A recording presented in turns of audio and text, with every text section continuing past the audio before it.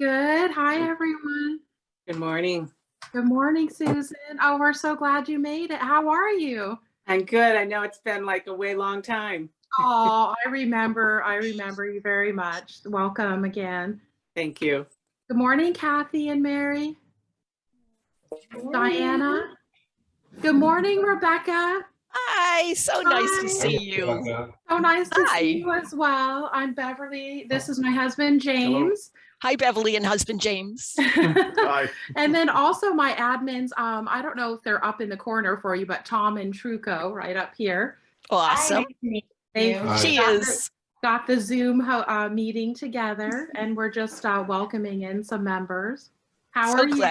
I'm great. So glad to be here. Thanks so much, everybody. Oh, I'm so excited that you agreed to speak with us today. Oh, sure. I love helping parents heal. That's wonderful. I enjoyed your talk the other day, and I was like, oh my goodness, our members would love you. So thank you so much. Thank you.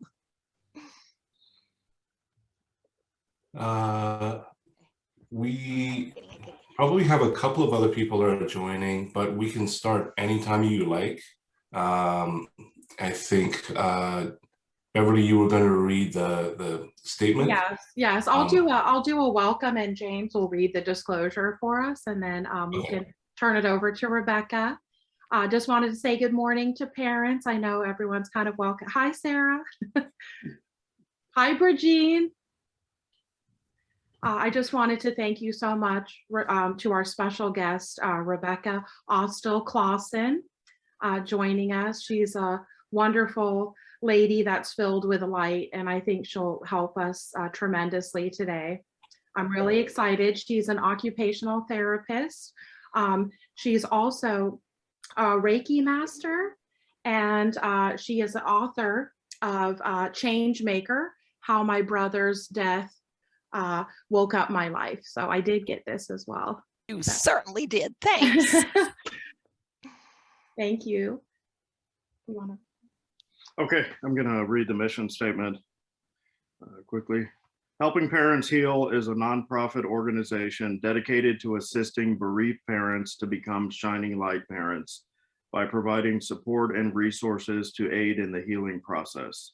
We go a step beyond other groups by allowing the open discussion of spiritual experiences and evidence for the afterlife in a non-dogmatic way.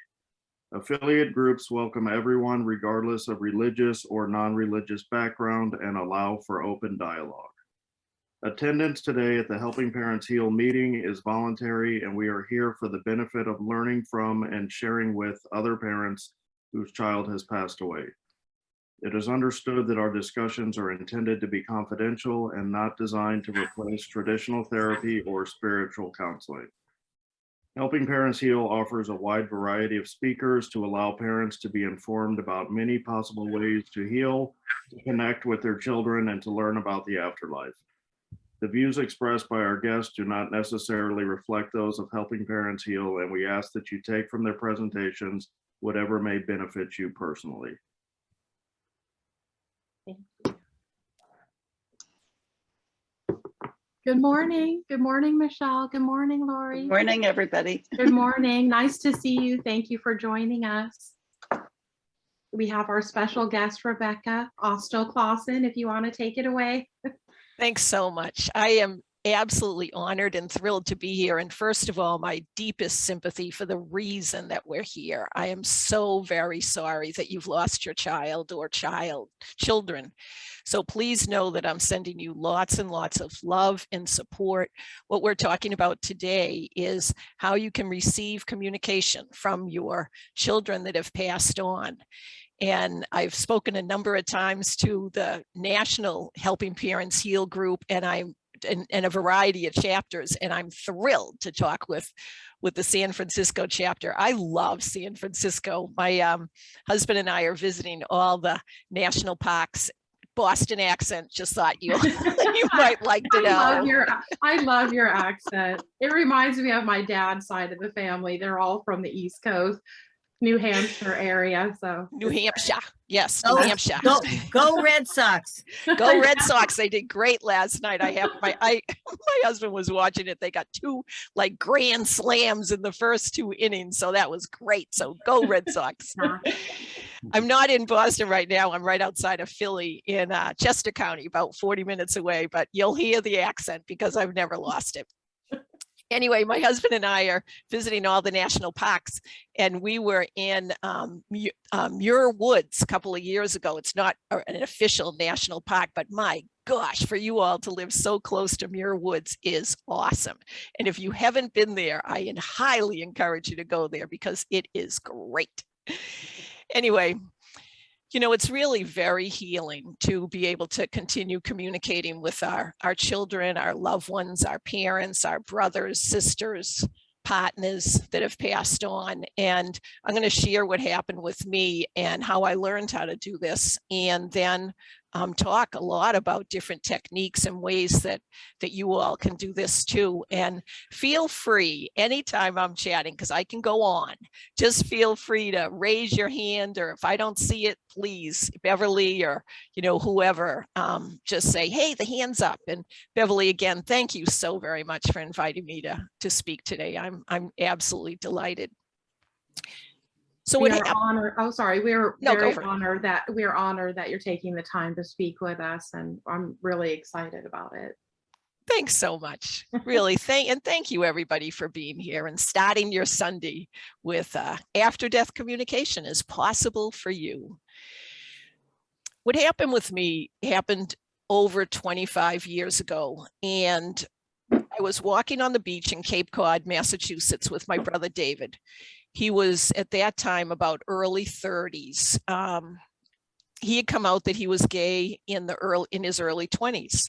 And so this was in early 1990s. And if you remember, if you're old enough to remember that time, there were thousands and thousands of people that were dying of AIDS. It was really a very hard time. And I just casually said to Dave, hey, Dave, you've been tested for AIDS. And he turned away. And that was not what I expected at the time. He was about 34. And so the next 10 seconds were about the longest 10 seconds. They were the longest 10 seconds of my life. And you have a question? Yes. I can't hear you because you're muted. I was just waving hello to my daughter who just got on the call. Hello to your daughter. Well, thank you for being here. I'm very glad to be here. I'm very glad you're here. And Thank thank you, Kathy, for that.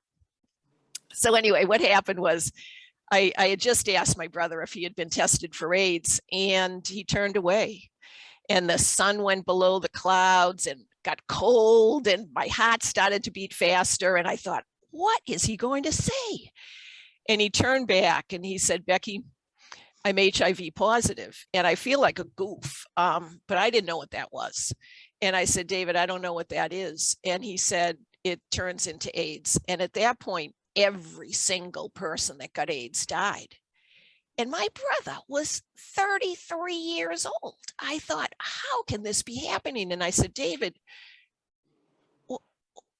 are you getting good medical care? And he lived right outside of Boston. And he said, yes, I'm getting the best medical care possible. And it was affiliated with Harvard. It was very, very good medical care.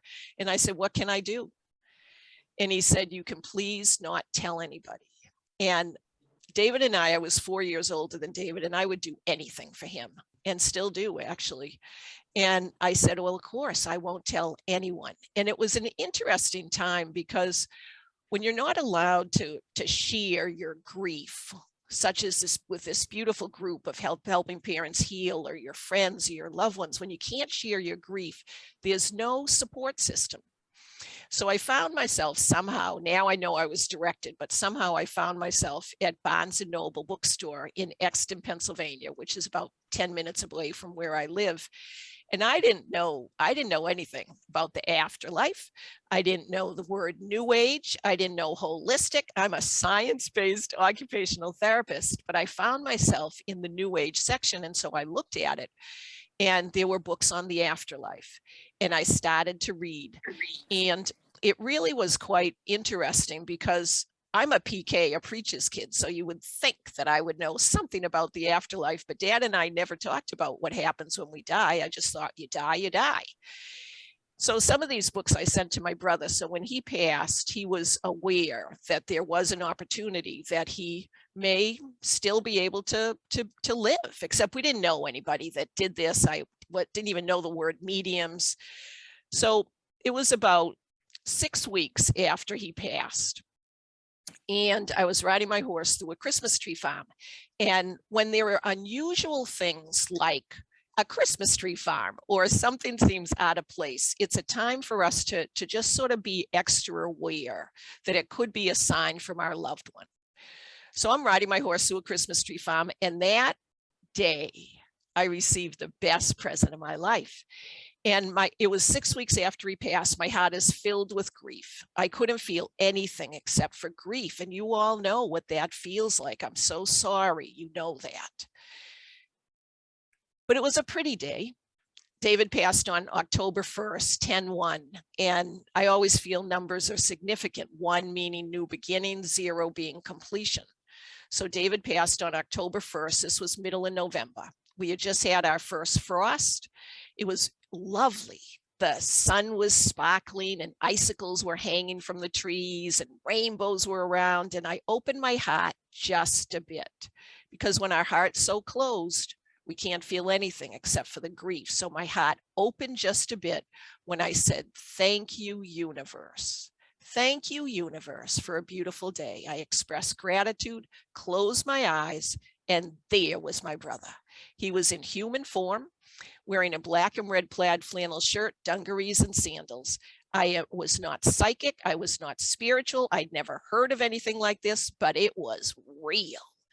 And I started to talk with him. And I said, "Hey, how are you doing?" And within a split second, I realized I could share thought, which I had never done before. And so within another split second, he was good. I was great. I'm talking to my brother. I look beside him, and there were my grandparents, Abe and Bessie Dole, that had passed about 10 years ago, holding hands like they always did. Beside them was Edward, David's best friend, one of his best friends that had passed away 6 months ago. Beside Edward was Holly. Holly was a friend of mine that had passed 20 years ago. And I always felt so guilty with Holly because she had asked me to be what's called an installing officer. I used to be in a charitable organization as a kid called the Rainbow Girls. It's affiliated with Eastern Star, Masons, Rainbow Girls, DeMolay. And when you get to be the top worthy advisor, somebody installs you. And I had just gone to college, and Holly wanted me to be her installing officer. And I had done that for a couple other folks, but I couldn't memorize like 20 pages of installation activities. And so I said, "Holly, I'm so sorry, I can't." So I see Holly and I said, "Holly, I'm so sorry." And she says, "Becky, it doesn't matter." She didn't talk it, she sent it. And so I got this message. She says, "It's totally fine." Because there really is no judgment in the afterlife. I didn't know that. All I knew was Holly was saying it was okay. And 20 years of guilt left me immediately. I was like, wow, thanks. And I turned back and looked at my brother, and there was a golden arch around David. Not McDonald's. Wasn't the McDonald's arch. It was a golden arch. And I said to him, or I thought, "Are you going to take me through the arch?" Because by this time I'd read hundreds of books. And I had read that if you see a doorway, if it feels right, go through it. And so I said to David, or thought to David, "Are you going to take me through the door?" And instead my 4'10" grandma takes me through the door. We skip. She takes me by the hand and we skip through this door. And on the other side of the land, and Beverly's heard this story before, but on the other side of the land is fuchsia. It's a fuchsia colored land, bright fluorescent pink. Now, my husband Jeff and I have 2 wonderful sons, Kenny and Ryan. They are now 32 and 30. And they say, "Mom, do not say fuchsia." And I'm like, as you can well imagine, they've heard this story a few times. So I'm like, "Well, why can't I say fuchsia?" And they said, "Because it sounds like you're high. It sounds like you're loaded. It sounds like you're tripping. And I wasn't any of those. Oh, I don't do any of that. And I'm like, well, I wasn't. And they said, well, it would be better if you didn't say fuchsia. I said, okay. Anyway, it was fuchsia. So in this stunning, fluorescent, illuminated color, I hear my dad's dad. Now, the grandparents that I had seen were my mother's side. Gramps had passed away about 15 years ago, and I didn't see him, I heard him. And he said, very lovingly, get over here. And he takes me by the hand, and we fly through this fuchsia colored land for what seems like hours, reminiscing, sharing thoughts, delighted to be with each other. All of a sudden, my horse starts to move. And so here I am, flying through this fuchsia colored land on my horse that is slowly walking. And I said to Gramps, Gramps, I need to go back. And we immediately did this U-turn, immediately came to the Golden Arch. I fly through the arch. My horse is still moving. I land in front of David. And then I see my grandparents, Edward, Holly, 24 other people. I used to be a church organist, so I knew these people had passed because I had played for their funerals, and the horse is moving. And I said, I need to go back. And you know what they all said at the exact same time? We will always be here. We will always be here. And I pulled up the reins and I thought, oh my gosh, what just happened to me? It was absolutely a transformational experience. At that point, this was 1995. We didn't really have the internet. And so I went to the library and I thought, I don't even know what to look up, but I love libraries. So I went to the library and was walking up and down the aisle. And I don't know why I was doing that. I thought I'd figure out something. I thought a book would fall out and land on the floor and be the book. Well, that didn't happen. So I went to a health food store. I'm like, okay, well, that didn't happen. So let me go to a health food store. And I looked on the bulletin board and I thought maybe something would resonate, and it didn't. I'm the type of person that makes things happen, but I didn't know what to do. I didn't know where to go. And I encourage you to ask. And that's what I did. I stood in front of the health food store and bulletin board, and I said, please send me a teacher. Please send me a teacher. And you know, sometimes when we ask and we dwell on the question, it prevents us because we're so looking for the answer that we can't think of anything else. And so when you ask, let it go. You know, just let it go. Ask with full intention and an open heart and a clear mind. Ask and then let it go. So that's what I did. A couple of weeks later, a friend of mine, occupational therapist, I had a big private practice, and her name's Amy Carroll, Dr. Amy Carroll, and she's now a faculty member at Thomas Jefferson University in Philly, big, wonderful OT program. Anyway, Amy was on my staff at the time, and she said, how are you doing, Becky? Now, I didn't share any of this with anybody. I thought people would think I had lost my mind. I actually wondered if I had to, but I felt great. And so, and it was the truth. I said, Amy, it's been rough. You know, it's tough. And she said, I met somebody I think you'd like. And I'm like, well, who was that? And she said, her name is Nancy, and she's a shaman. And I'm like, a shaman? Now, I had read about shamans, but I wasn't really sure what a shaman was. So I said, well, what's a shaman? And she says, well, I don't really know myself, but I believe shamans feel that everything natural in life has energy. And she talks with people that have passed on. And I'm like, no kidding. Where does she live? And she said she lives in Reading. Now, Reading, Pennsylvania is a urban city. It's a city, little blue collar, mostly blue collar city. And I'm like, she's a shaman and she lives in Reading, Pennsylvania. And she says, yes, because I thought if there were shamans, you know, they would live in Brazil or Peru or whatever. And no, in fact, she lived in Reading. And I called her up and apprenticed with Nancy for 3 to 6 hours a week for a whole year. And then she said, I graduated. And it took me 20 years to have the courage to share this story. Absolutely 20 years. And it's been a marvelous experience. I wanted to encourage you to spend time in nature. And you've got Muir Woods right there. California is so filled with beautiful nature places. You know, nature is extremely healing. And there's a book out, maybe you've read this. There's a book out, hopefully you can see this, The Hidden Life of Trees. So it's called The Hidden Life of Trees, and it's by Peter Wohlleben. And Peter Wohlleben is from Germany, and he sold 2 million copies of this book. And he used to cut down trees.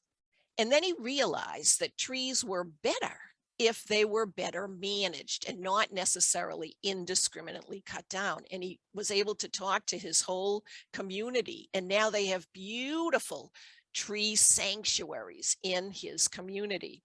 And it's really quite something that he has been able to change his whole persona. Now, this Hidden Life of Trees book is scientific. So if you like to read scientific things about trees and how to communicate with trees and why they communicate, because trees do communicate, they do. And we can tap into that. And I encourage you to hug a tree, to sit by a tree, to go out by trees, to meditate by a trees. And we're going to do a guiding meditation at the end of this. But for years, I would only just meditate outside, particularly by trees. Anyway, if you're not necessarily as into the science of tree biology, I just got this a couple days ago. It's the same book, The Hidden Life of Trees by Peter Wohlleben, only it's the illustrated edition. And it's a little bit easier to read and to understand. And it has beautiful quotes and beautiful pictures, and it is pricier than the other one, but it's quite lovely. And it's a nice way to sort of get yourself involved with nature. Now, the other thing is, have you heard of forest bathing? Yeah, I see some people nodding their heads because forest bathing is big in California. It doesn't really come out to the east, too much, a little bit, but there's a couple of very good forest bathing spots right where you are. And all you have to do is just Google forest bathing. Now, I'm going to talk a little bit about Reiki. Forest bathing started in Japan. Reiki started in Japan, and I find that very interesting. And so what happens with forest bathing is it's being mindful in the forest. It's not that you have a goal. Like you don't say, today I'm going to go to the woods and I'm going to climb to the top of the mountain. Forest bathing is when you're present in the now. You're paying attention to what's happening right now, and you can share it with your friends. You know, if you're with somebody right there, go to the stream and play in the stream, or comment about how beautiful the pine cones are or how good it smells. So I camp all the time. I figured I had this forest bathing thing down, and I enjoy talking about forest bathing. And you know what? There's statistically significant results that happen with a reduction in our stress and anxiety if we spend time in the forest. And the way these Japanese folks measure reduction in stress is there's an enzyme in our body. It's called cortisol, cortisol. That's the stress enzyme. And so if you go right now, I think there's like 18 different forest bathing hikes in Japan. Someday I'm going to do this. And if you go on an official forest bathing hike, what they do oftentimes is put a little white ticker tape underneath your tongue, and they check your baseline for cortisol. And then after 2 hours of being in the forest, they do it again. And they're finding statistically significant reductions in stress after 2 hours in the forest.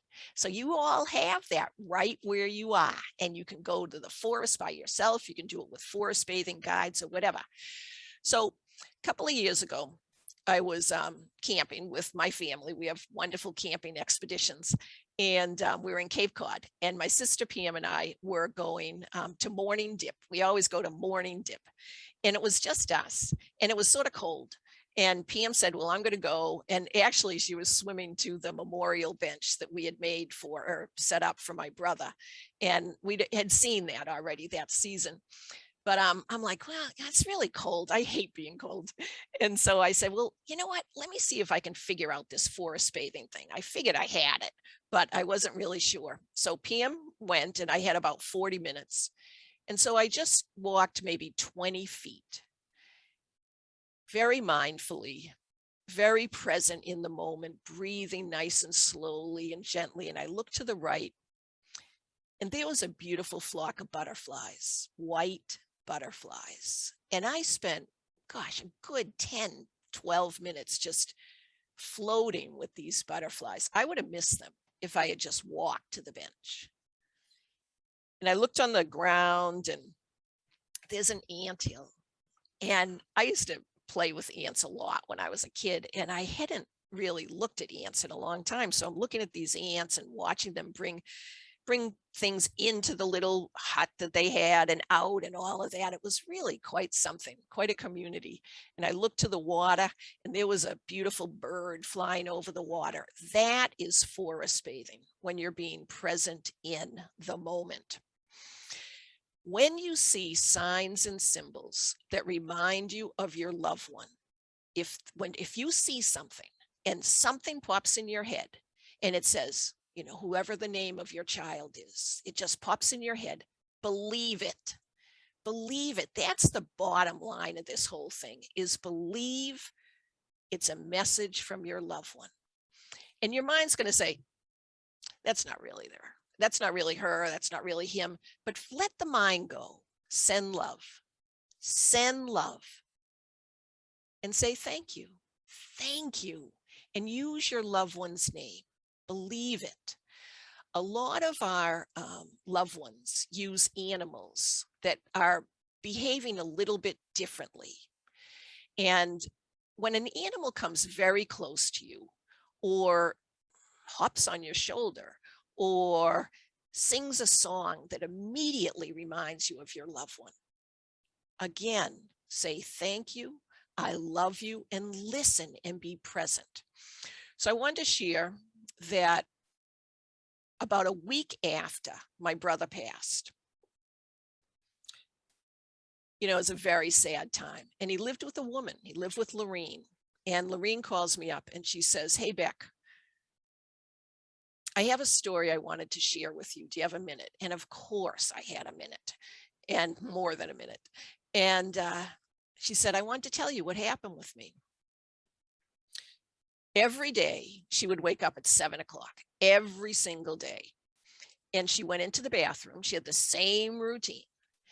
And she goes into the bathroom a week after David had passed, and she hears this sound.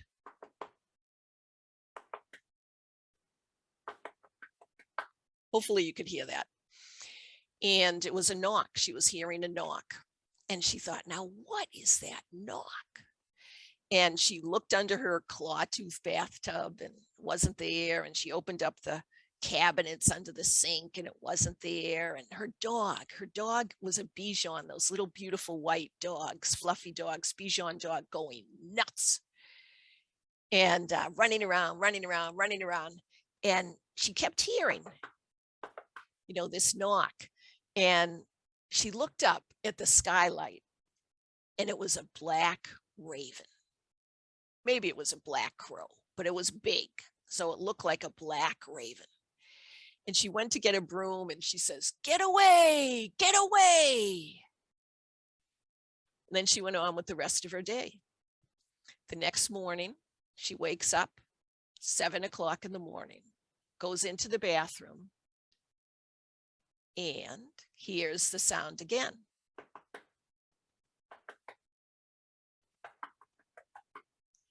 She had left the broom in the bathroom. She flicks it up, looks up, there's the black raven. Get away, get away. The dog's going wild. Third day, 7 o'clock, wakes up in the morning, and I'm sure you know what is going to happen. What does she hear?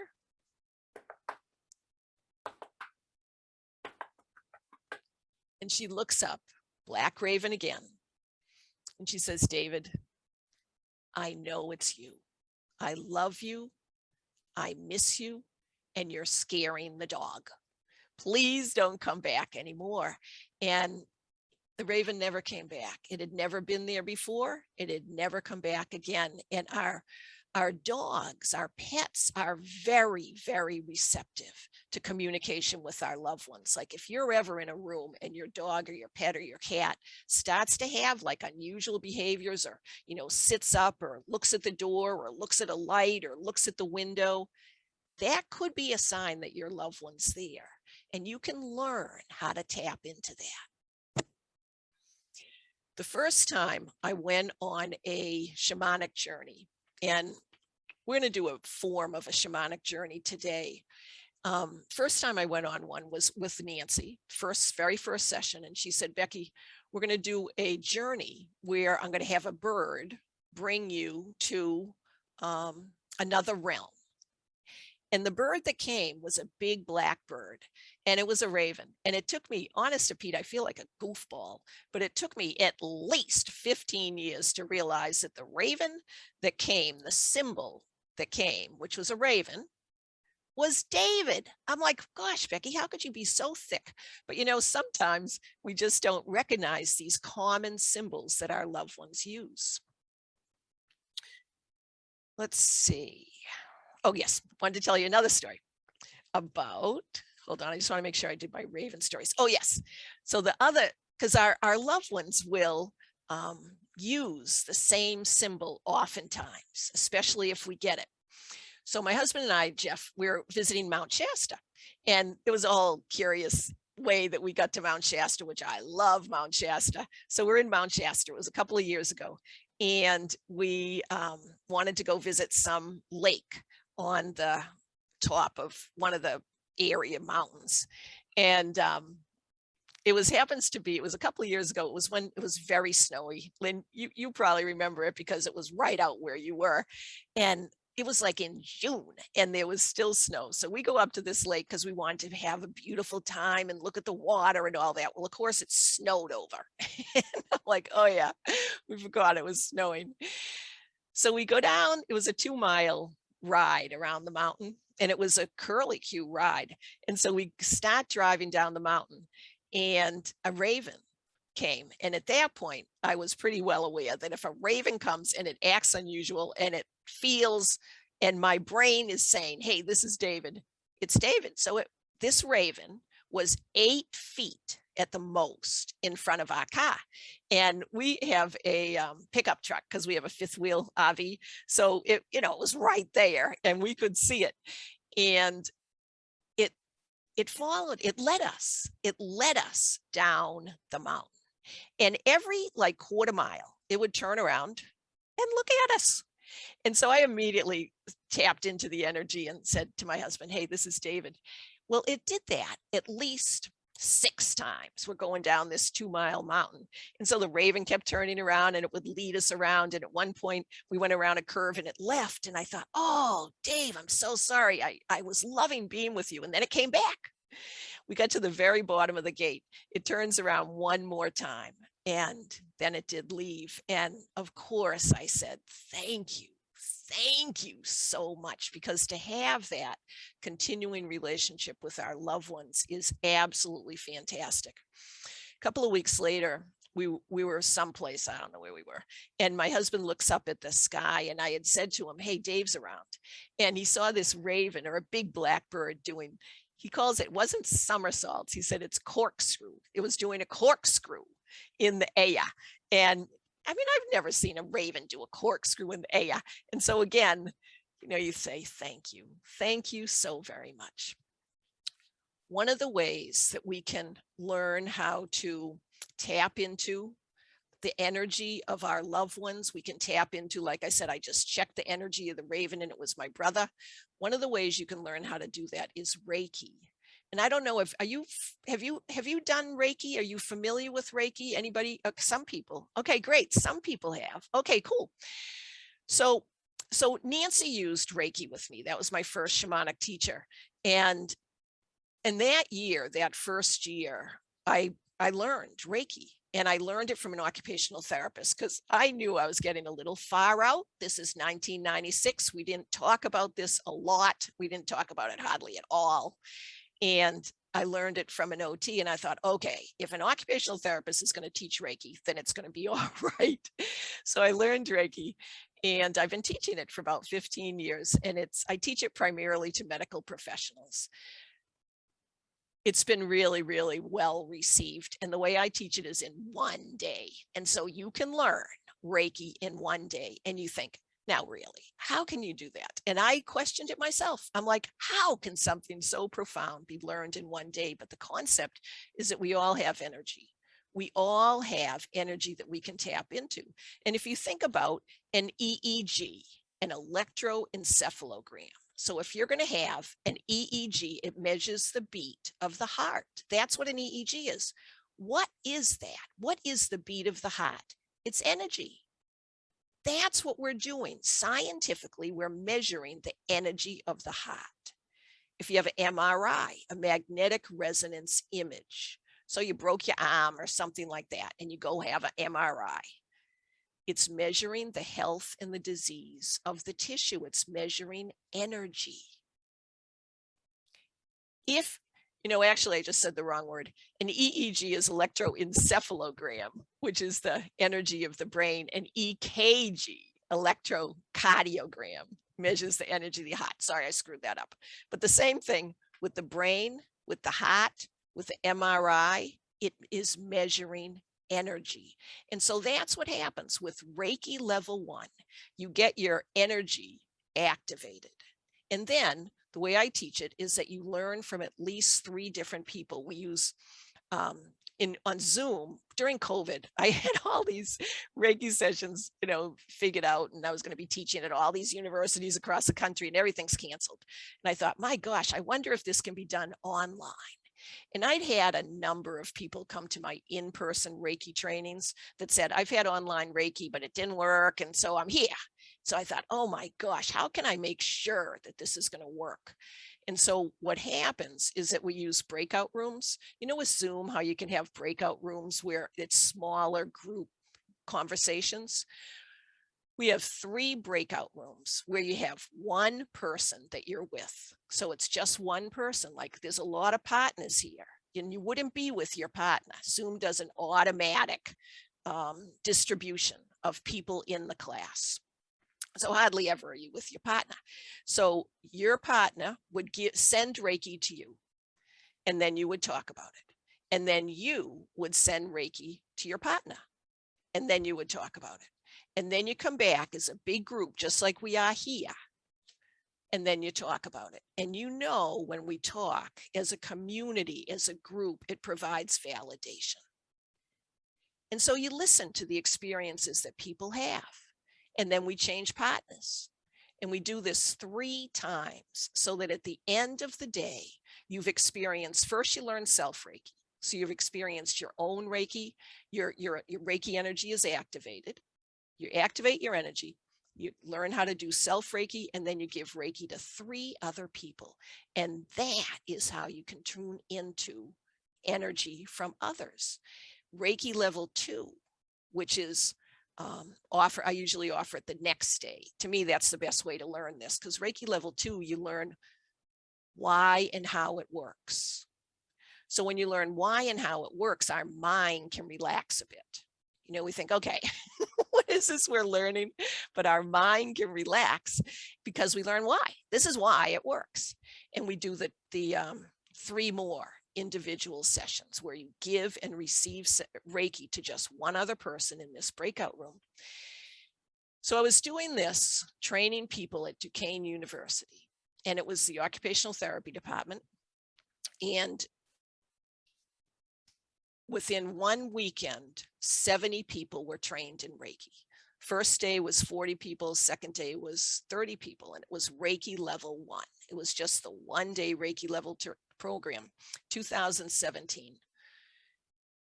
Do you know that weekend, and this was the first time that I'd been training people at universities, because most of the time I was training people in groups that had come to me or the American Occupational Therapy annual conference, but this was at a university.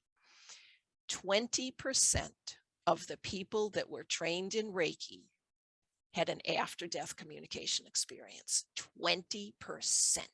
And they had never done Reiki, and most had never heard of Reiki before. And so that was 15 people. I thought, holy mackerel, this Reiki really works. And if you talk to anybody that is a Reiki master, they will confirm that yes, oftentimes, not always, but oftentimes, we do hear from loved ones that have passed on. We hear from guides. We can communicate with them. Most people do not highlight that fact about Reiki. They don't. I do. And it's been interesting to share this with the medical community and with everybody else, because anybody can come to these classes. So last year, it was in the spring. Actually, it was this year. Actually, it was in March. I did what I call Reiki immersion online. So these are these one-day training programs, Reiki level 1, one day, Reiki level 2, next day, and then the following week is Reiki master. At the end of, it's a 6-hour class. It's actually 7.5 hours because you get a break for lunch and a couple breaks and all that jazz. The last 5 minutes of the class, I sent out a Zoom poll and it said, how effective was your Reiki experience today? And do you know that answers averaged, everybody answered it. And so the answers, and they're a blind poll, 94 to 100% effective. And so you think, wow, you know, this thing really works. And you don't have to learn Reiki from me. Anybody you trust, that you like, that you want to share energy with, feel free to ask them to teach you Reiki. And it really does work. And so I teach Reiki online every spring. And it's coming up again in March and all that jazz. But it's really been quite spectacular to have this concept of Reiki facilitating after-death communication. Now, mediums are totally fine to use, and I'm sure you've had a variety of mediums here, and mediums are great, and I'm not discouraging at all the use of mediums, but I think that it's a very healing, wonderful experience for you individually to receive communication from your child, and so you don't have to use mediums. Are you all familiar with the International Association of Near-Death Studies? IANDS. People, I see some of your heads nodding. I don't see all your heads nodding. Okay, great. Got a couple of thumbs up. IAND. Yep, go for it. Can I ask you, is that the one, or is it based in Illinois? I don't think so. Okay. No, it isn't. It's based in Virginia. Okay, for there. Okay. There's one that is called IONS, and it's said the same way. It's International Association of Noetic Sciences. I don't know if that one's based in Illinois, but this one's IANDS. Noetic Sciences is in like Petaluma, Oh, good show. Marin County, Sonoma County. And they're both great, absolutely great. Institute of Noetic Sciences was started by Edgar Mitchell, the astronaut. And he had this transcendent experience when he was coming back from one of his missions, and he felt that we're all connected, we're all one. And he started IANS, thank you for that, Institute of Noetic Sciences. Well, the International Association of Near-Death Experiences validates that the afterlife is real. And the way they do that is when our body flatlines, so that means our body dies, but our consciousness continues. And the way it continues is that it goes to a different realm. And this is what's called a near-death experience. So if somebody has a near-death experience, their body is absolutely dead. Their consciousness travels to another realm most of the time, not all the time, but a lot of the time, people are able to communicate with their loved ones who have passed. And then they come back and their body all of a sudden comes back to life. When I went to school, I learned that our consciousness was part of our brain. It is not. Our consciousness is separate from our brain. And so when we pass, we're able to retain the unique identity of us. That's why when we're sending love to our loved children, they receive that immediately, because their essence, their ability to remember you is retained.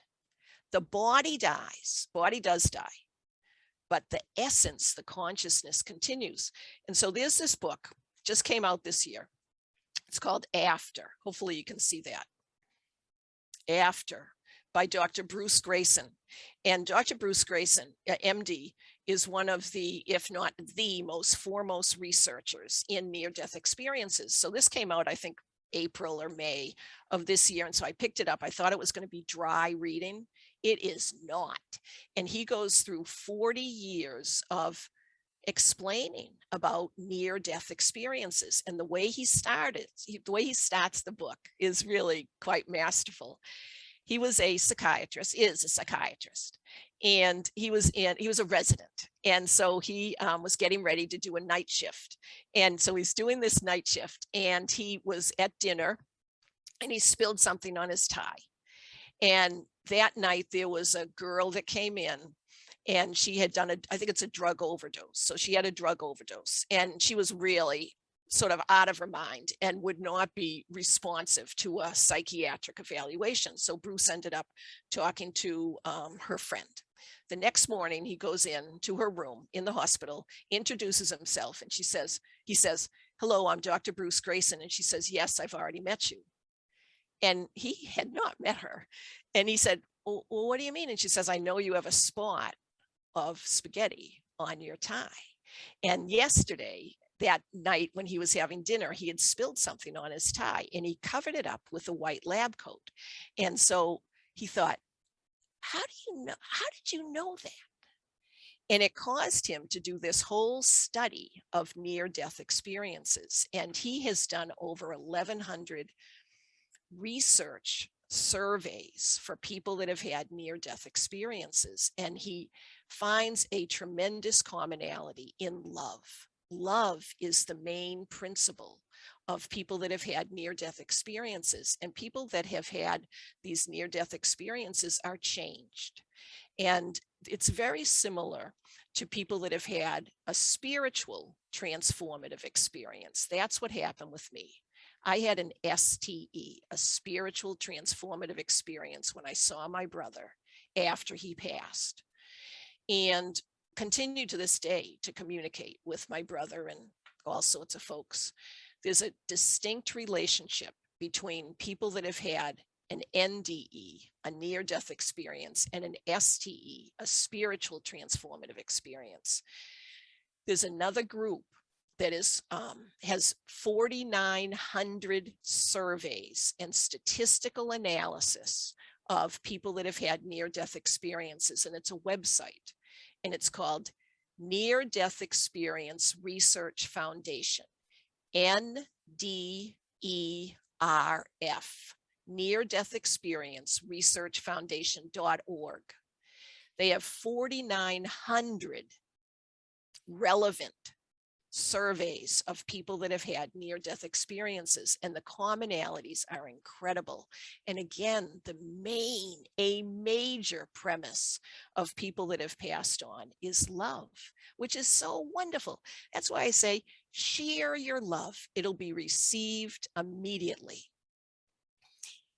If you hear music that reminds you of your loved ones, for some reason you get in your car and the first song that you hear on your radio is your loved one's favorite song, that's it. That's it. That's your loved one connecting with you. Share your love, express your gratitude.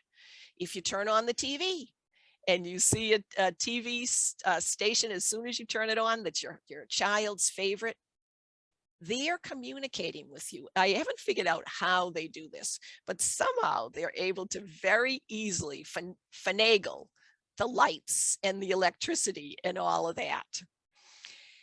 I encourage you to use words that are positive.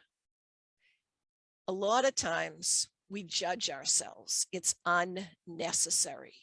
If you use the word, I should have done this, I should have done that, it's guilt. We don't need to feel guilty about anything. How about could? You know, if you say I should, it's sort of depressing. I should have done that. But if you say could, I could have done that, it's a positive, involving communication sense, because thought has energy. Our bodies have energy, thought has energy, words have power. Please don't judge yourself.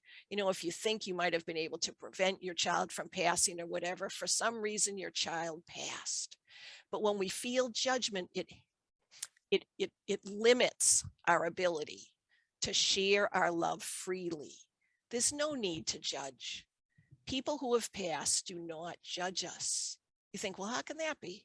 They don't. I've been studying the afterlife for 25 years. There is not judgment in the afterlife. So please don't judge yourself. Allow yourself to share your love with your child.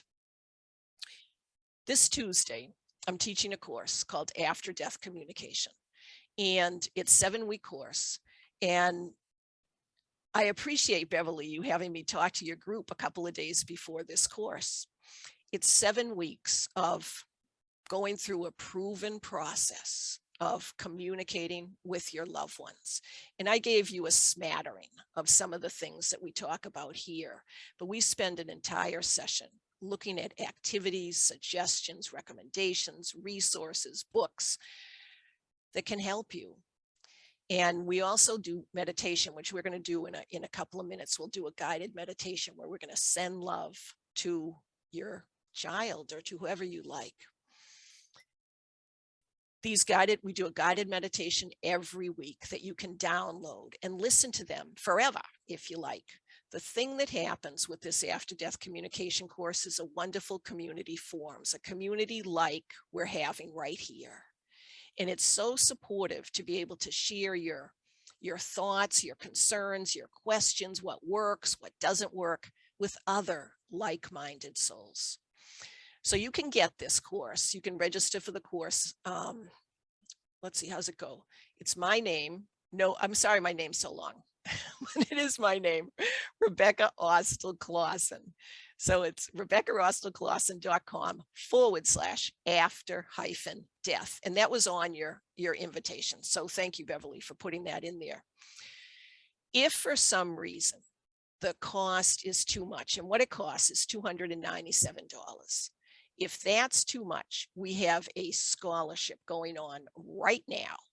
And the scholarship opportunity ends tonight. And it's a scholarship opportunity for $149.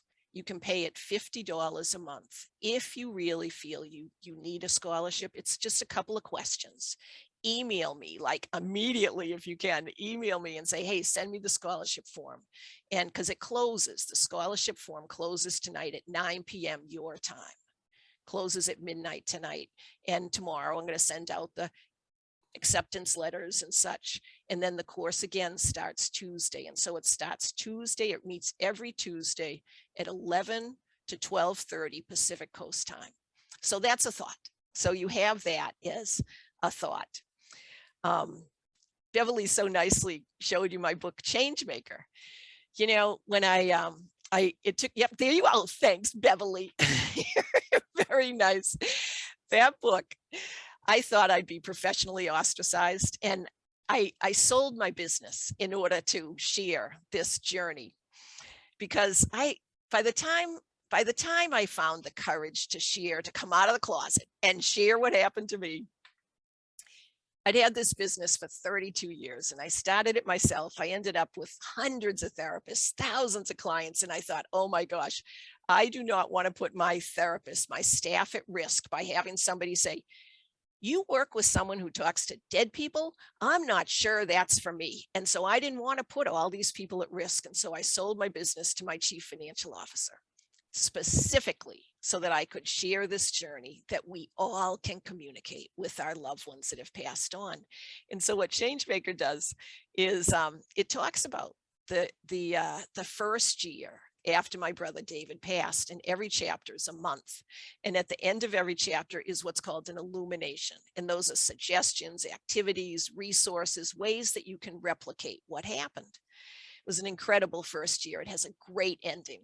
And then at the end of the book are 275 additional books that are recommended to you for each chapter. And I thought, if people think that I have lost my mind, at least they'll know I'm a well-read imbecile. And so I get this book published with She Writes Press, and it was published September 2016. I fully expected to be professionally ostracized. It didn't happen. I'm like, oh, this is sort of interesting.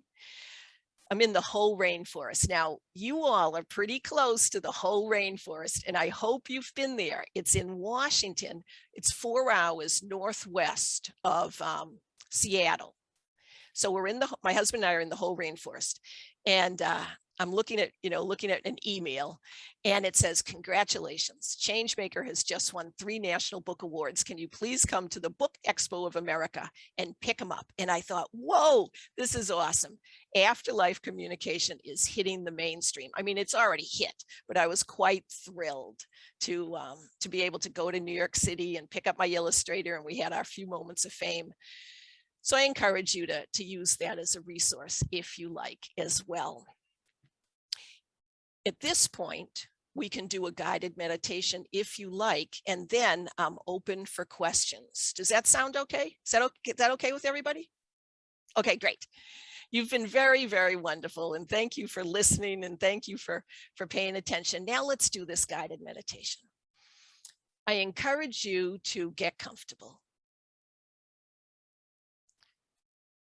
Wherever you feel most comfortable. It's so fun to see you. I love seeing all your faces. Please get comfortable. And from now on, I should have said this in the beginning. If I say anything that doesn't resonate, just disregard it. We're each here on earth to have our own journey. Believe what you want to believe. It's your life. Believe what you want. So I'm going to give a couple of suggestions, but if you don't like it, do whatever you want. Seriously, it's your life. So I encourage you to get comfortable, wherever you're comfortable and wherever you're relaxed. And I encourage you, if you will, to close your eyes. And the reason I say to close your eyes is because we're so visual that sometimes we get distracted from our innermost thoughts if we keep our eyes open. But if you like to keep your eyes open, that's fine. I also encourage you to uncross your arms and uncross your legs. The reason I do that is because energy flows freely throughout our body.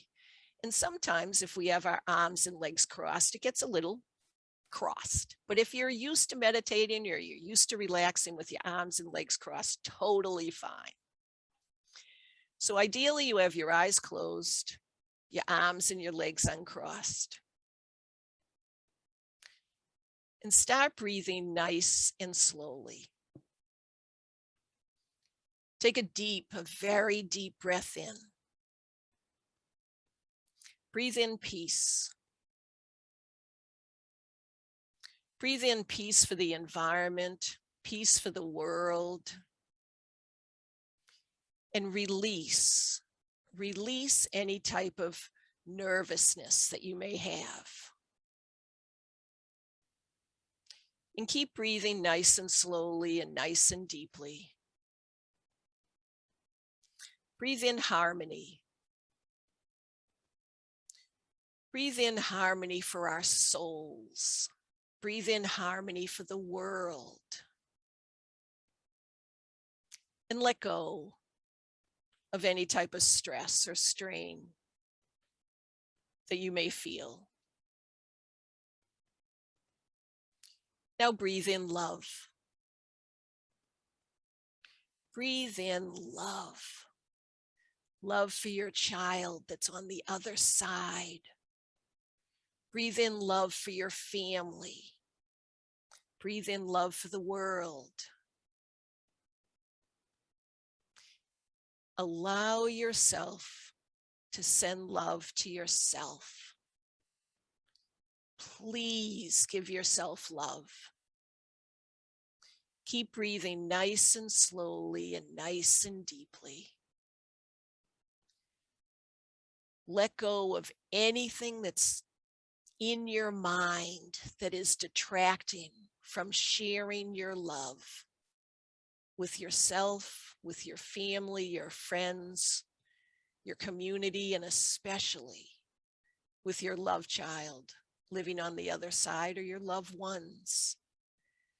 Let whatever is blocking get released and go down from your heart to the center of the earth. Just let it flow out of you in a beautiful stream. Mother Earth can handle it, and Mother Earth welcomes it with open arms. Now surround yourself with white light. Feel the white light all around you, glistening with all the colors of the rainbow. Feel this white light above you, on every side of you, and underneath your feet. You're cocooned in a beautiful, safe, protected, lovely white light of love. Breathe in the beautiful white light of love and let yourself be transported to some place outside in nature, if you like. Some place in nature where you feel very comfortable, very secure. Maybe this place has lots of trees. Look at the trees.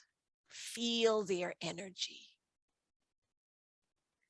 Allow yourself to connect with the energy of the forest. Keep breathing nice and slowly, nice and deeply. Maybe there's some water where you are, whether it's the water of a lake or a stream or the ocean.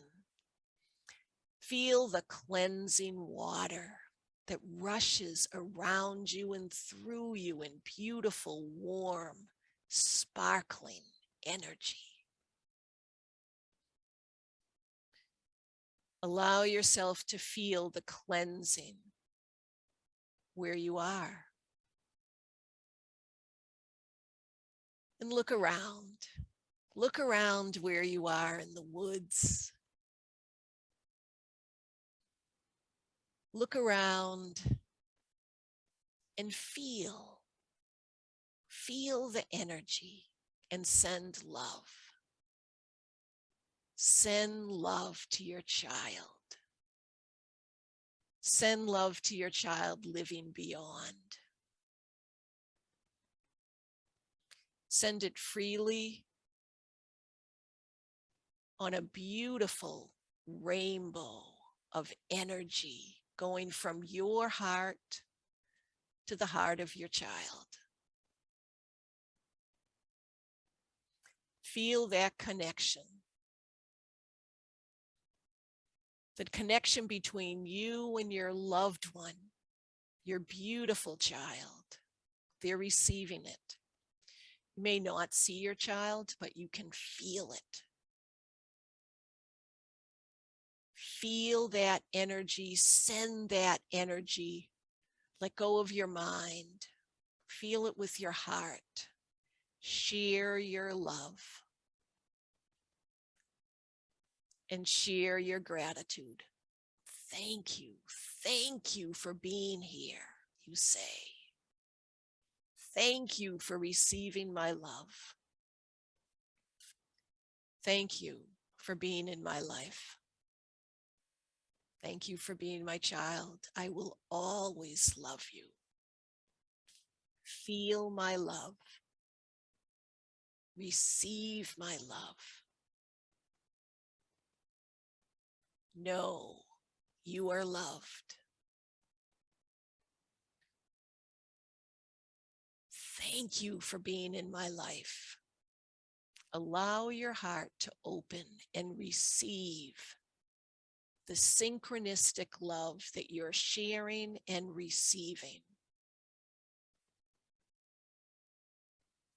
Continue sending your love, surrounded by trees, surrounded by water, by stars, by the sun, by the moon.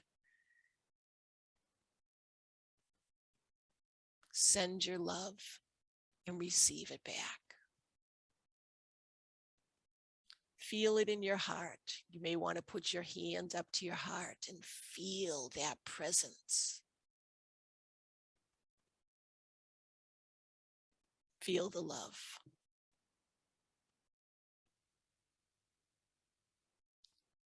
And keep breathing nice and slowly as you engage. I'm going to be quiet for a few moments. Allow yourself to immerse yourself in this experience of love.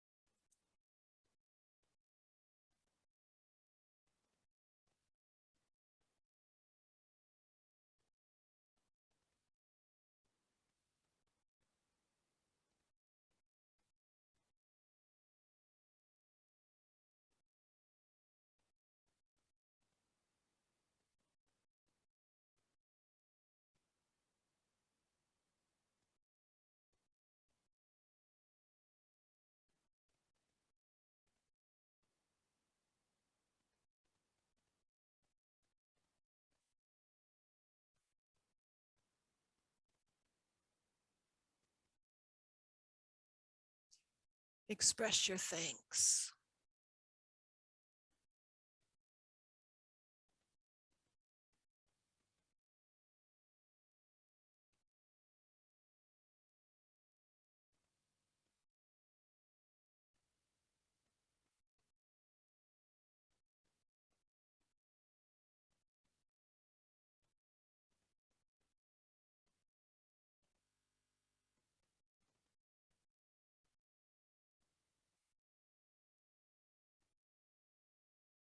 Share your love and get ready to return.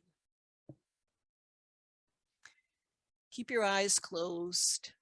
Remember this place. You can come here anytime you like. Surround yourself with the white light of love when you're here. It remains with you. Open your heart and share your heart freely with your child or children living beyond.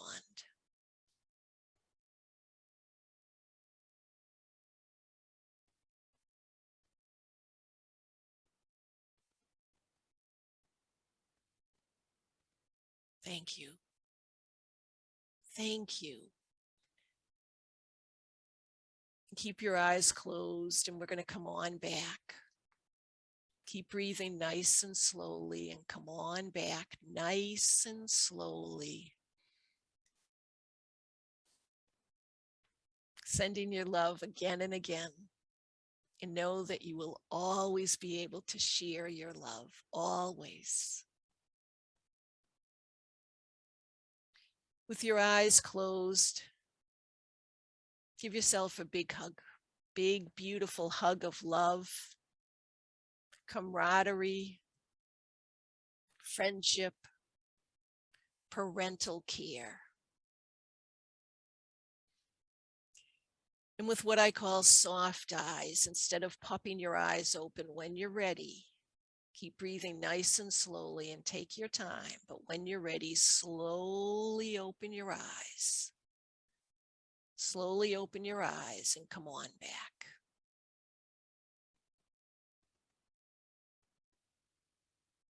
Take your time.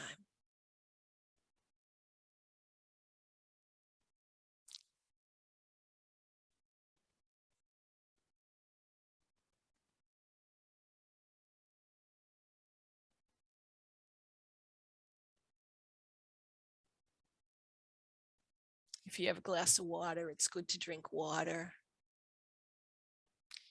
Keep the energy flowing. Come on back.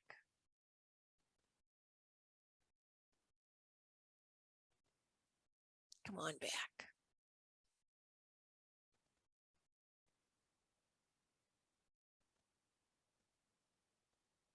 Pretty much everybody has their eyes open.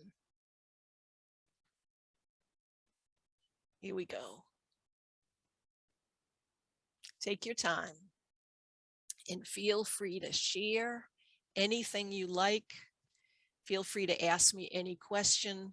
I encourage you to write down what happened.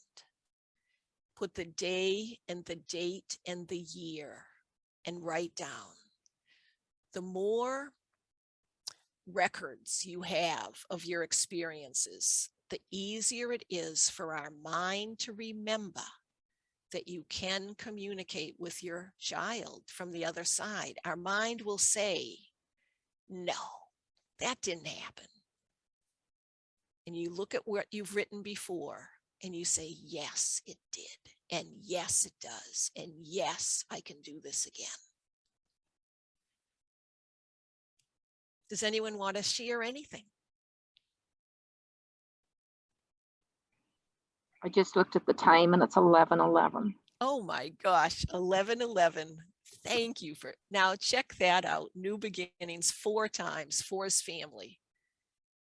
11:11. And that is a sign from our loved ones. Way to go. Way to go. Now that is excellent. Synchronicities happen in life when we pay attention. 11 is also the sign for peace, or the number for peace. Certainly is. And don't we need it now? We need it now within us, and we need it now as a whole world. Our whole world has been reset with COVID. And you know, we've got a chance to move forward and experience peace. And let's hope that happens. Let's be light workers, shining light workers to all.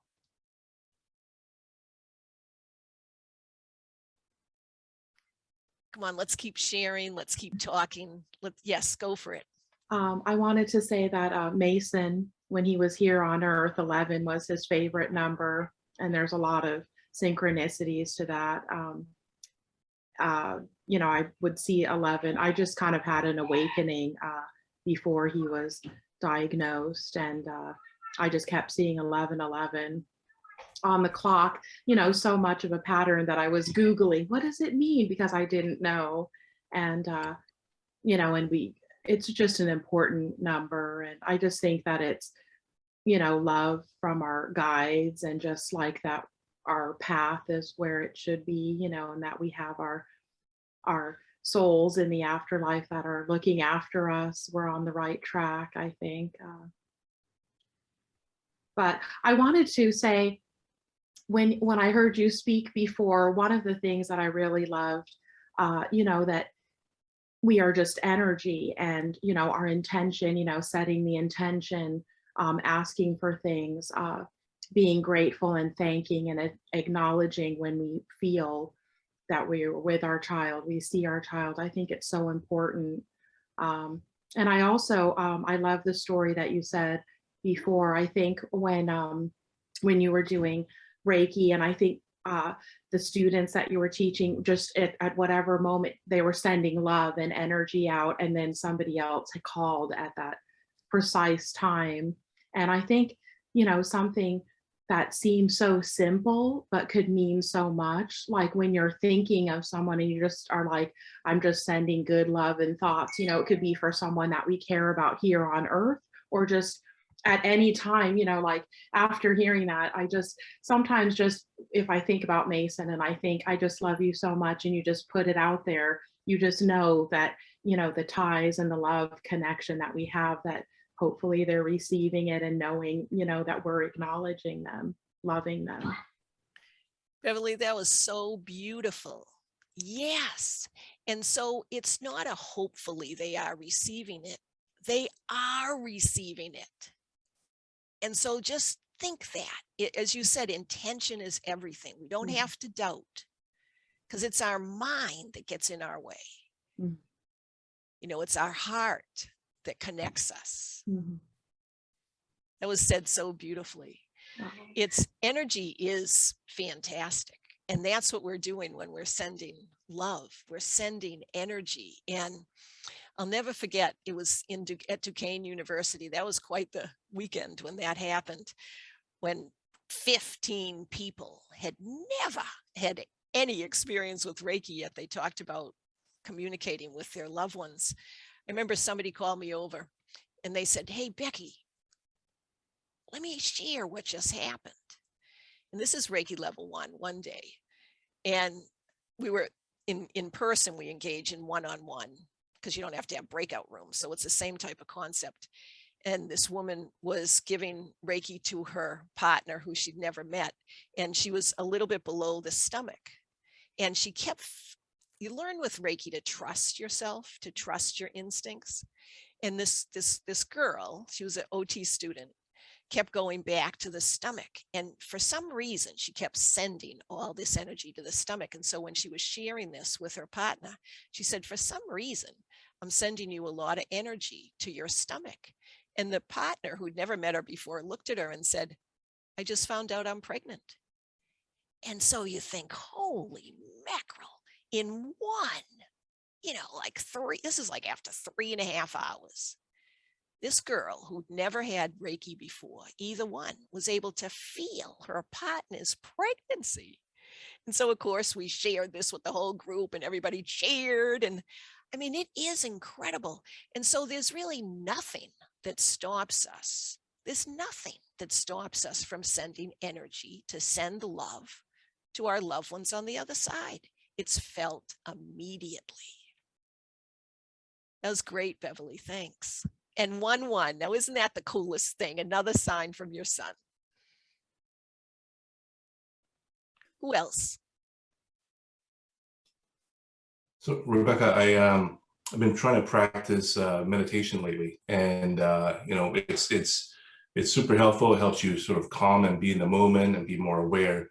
But what you just did with the guided meditation did something else. At some point,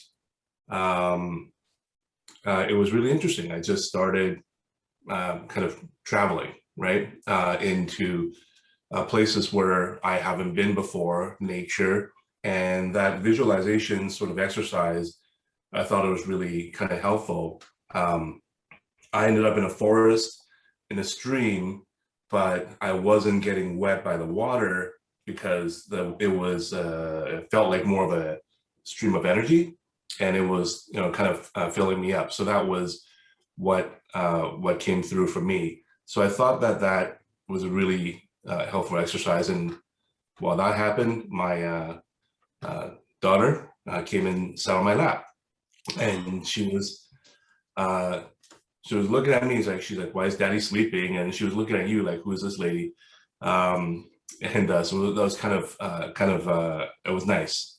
And then she walked over my leg and went over to her and gave Mommy a hug. So I think that just there was something more about that exercise than the meditation that I've been doing. And giving and receiving love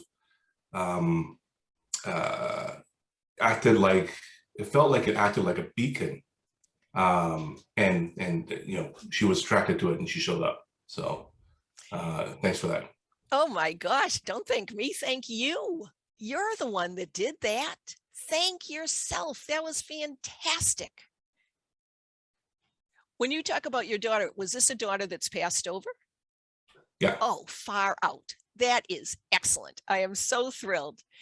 You can do this anytime you want. And so what we did is a guided meditation. And what I did with it is I've studied a lot of shamanic work. And so it's called a shamanic guided meditation. And there's a whole component of Reiki that you can get that I've got specialized in called shamanic Reiki. So that was a shamanic Reiki guided meditation. And you did it great. And you can repeat it. And the way you describe the stream, I love that, because no, we don't get wet. but it's the stream of energy. And that's what you were feeling. And then your daughter tapped right into it and then went to your partner right beside you. Way to go. That's perfect. If you want to go outside, because you went to nature, so nature worked for you. So if you go outside, similar, take the deep breathing, breathe in, let any type of worry, relax, nervousness go, just let it go. And I usually, like, I started with trees, and trees for me work, you know, wherever it is best for you, but lean against a tree, feel the energy in nature, and just let yourself go. Always surround yourself with a white light, particularly in the beginning, white light always. And then travel, like write down this place so that you can remember. You'll remember it, but write it down and go back again. And sometimes your daughter will come and sometimes she won't, but you know already that she receives your love. So way to go. That's excellent. Thank you so much for sharing. Tom, that was amazing. I'm so glad you experienced that. That's so, wow. That's what we want. And that's what we do every week in this class. And I'm not like, I don't want to be like a salesman for this class. I'm just letting you know that that's what happens. I'd like to share my experience. Yes. First, just to the side, I want to say I had some Reiki training some years ago, and right when I was in the midst of doing that, I was in another activity completely separate with a group of people. And you know how sometimes when you're at a conference or a workshop or something, they'll have relaxation activities and stuff like that and stretching or whatever. In this particular one, they said, everybody, you know, just put your hand, you know, line up and put your hand near the back of the person ahead of you, and radiate out whatever, good vibes or whatever. And I was doing that, and the guy ahead of me turned around, he said, "Wow, what is that?" I can really feel that. And I said, "Oh, must be the Reiki." So, it's amazing. So, but this experience, you know, you're good, lady. You know, I was just kind of deepening into this meditation, and then all of a sudden I felt like, whew, I got yanked up like a million miles away with my grandson in spirit. And we went through the redwoods that are near his home, right through there and out the other side we were in an absolutely unbelievably immense, I can't communicate how immense, not earthly immense, but celestial immense, super, super slow spiral, counterclockwise spiral of clouds that was going around super, super slowly and on some kind of gigantic scale, he and I together. And it was so wonderful and so relaxing, and it was great. And I will try to do it again. So thank you. You're welcome. But, you know, thank you. You already know from that man that said, "Hey, lady, you have great energy. You can do this." And so it's you, it's not me. All I was the facilitator. You're the one that did it.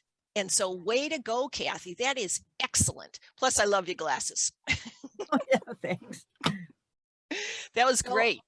Go for it. Sorry. I wanted to talk about Kathy's grandson, who was my son. Oh, Am I on? Okay. yes. Well, when Frankie transitioned, Oh. I had multiple amazing experiences that completely blew my mind and freaked me out. Excuse me, but I have no doubt, and I'm very grateful. When he transitioned, I found I was astral traveling with him. And by the way, we live in the Redwoods in Northern California.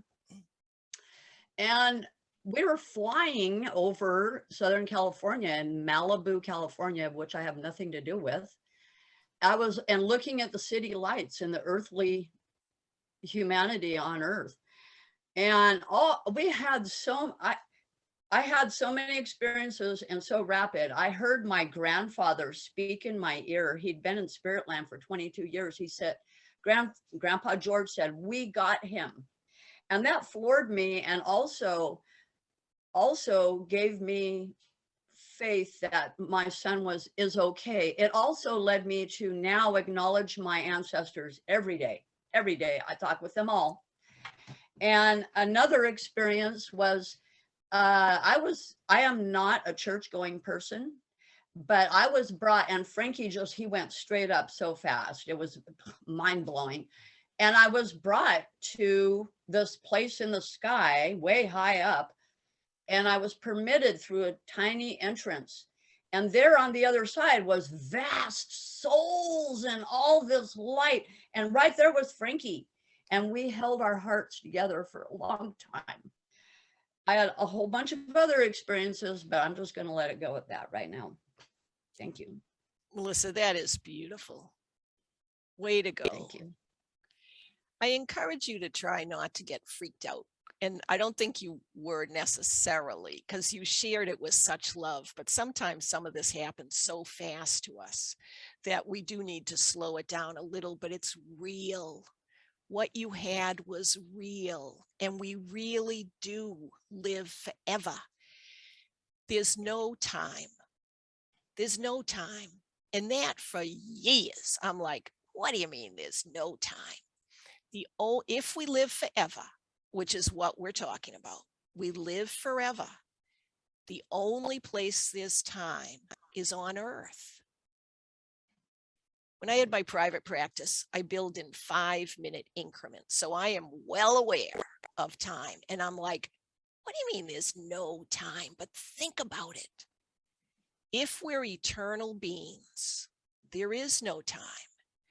And so when we talk with our loved ones that have lived on the other side, and you say, hey, I want this all the time. I want it every single day.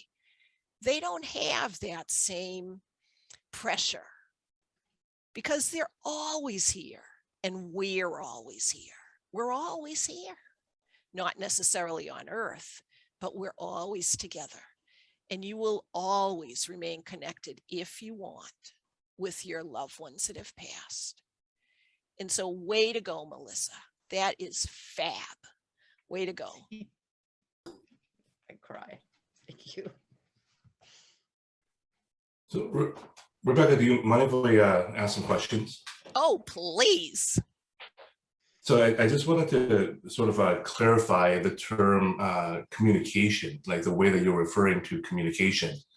Is it, just the connection that you're having with your loved ones on the other side, acknowledging and noticing, the signs that are coming through?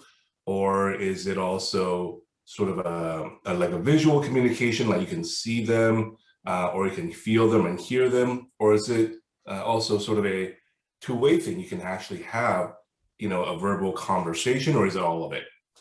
It's all of it. And when I decided to come out of the closet and teach these courses about the fact that after death communication is possible for anyone, I thought a long time about what words to use, because communication for us on earth, we usually think of verbal communication, physical communication. It doesn't happen that way. It's 85% of the communication that happens when loved ones have passed happens in dreams. So if you have a dream of your loved one, that's where a lot of it happens, because the idea on this is that when we go to sleep, the idea is that our body is at rest, and our soul, our consciousness, rises above our body and is able to communicate easier with our loved ones living beyond. Most of the time, our loved ones living beyond communicate either in signs or symbols. It's not communicating verbally. We don't communicate verbally. And I learned that with my brother that first time that I saw him in the Christmas tree farm, and I talked. And then I realized I didn't have to talk. I could just share thought, and it was instantaneous. And that's what happens. And it's heart. It's our heart. And so we're sharing connection. You use the word connection. That's exactly what it is. After death connection. Being science-based OT. I am very familiar with the literature on this, and the classic term for after-death connection is after-death communication. And so I decided to use after-death communication because there's lots of like scientific books on after-death communication, but it really is the connection. It's the connection. So well said, well said. Yeah, I think that's something that that's really interesting, because normally when we say things like communication, we're looking at it from sort of our human perspective. But what you're talking about is communication from the spirit's perspective, right? They, the way that they communicate is very different. So thanks for that clarification. You're welcome. And it's, I wouldn't, so then I think, well, now wait a minute, it's not that different, because communication, we're so used to on Earth explaining our thoughts verbally, but really we don't have to do that verbally. Because like, when somebody comes into the room, this is when we could meet in person and we don't have COVID and all that, but you're engaged in some conversation and someone comes into the room and you're talking with someone else, but you turn around and you felt that person coming in the room. That's the connection.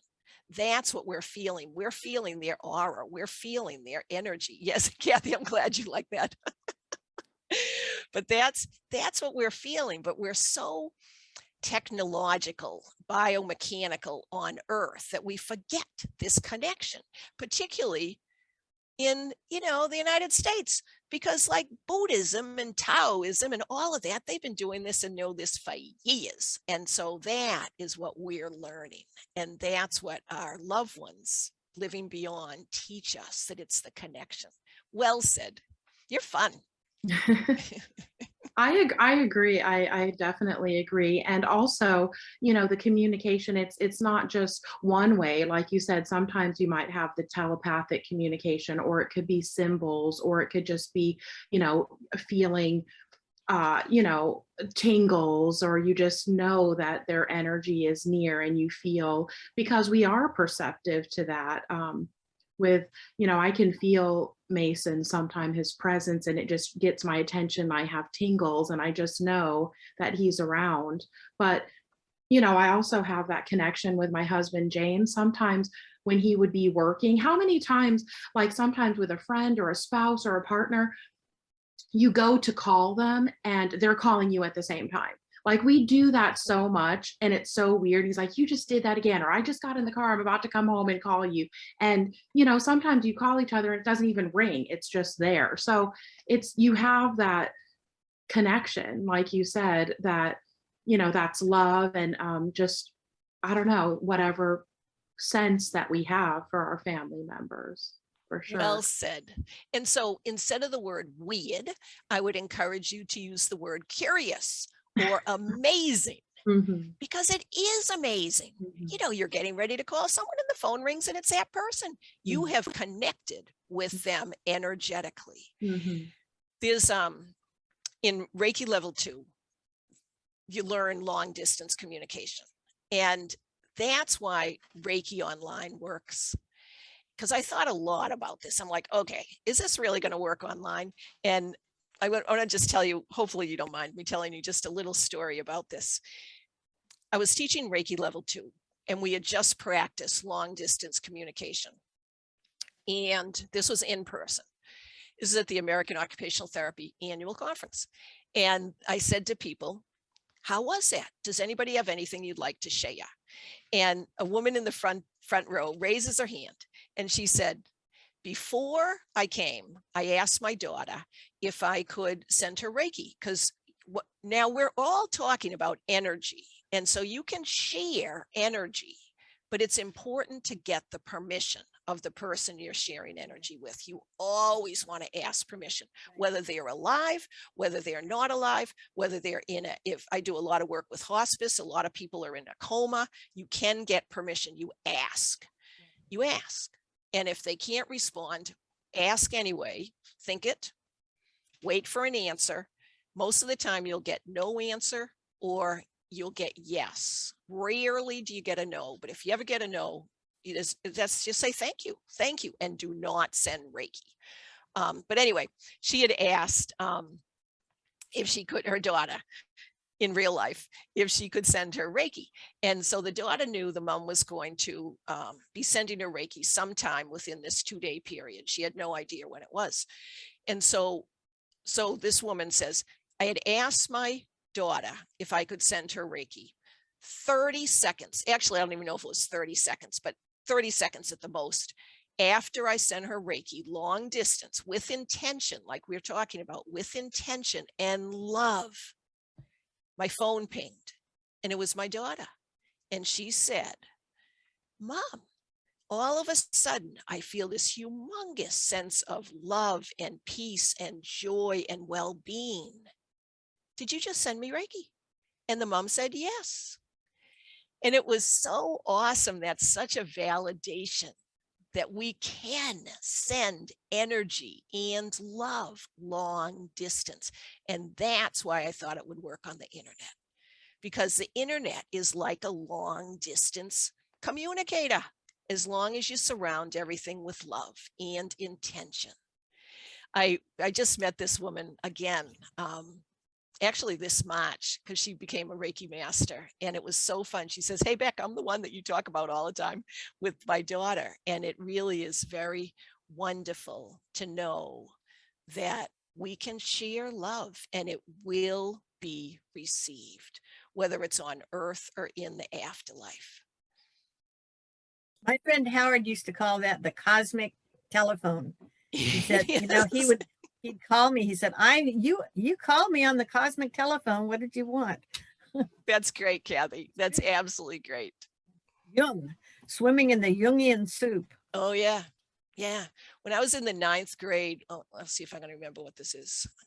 Young. Oh, God, I'm going to blank on this. It's so funny to start getting a little older and forget. Young says, love is connected. There's some comment, unconditional love.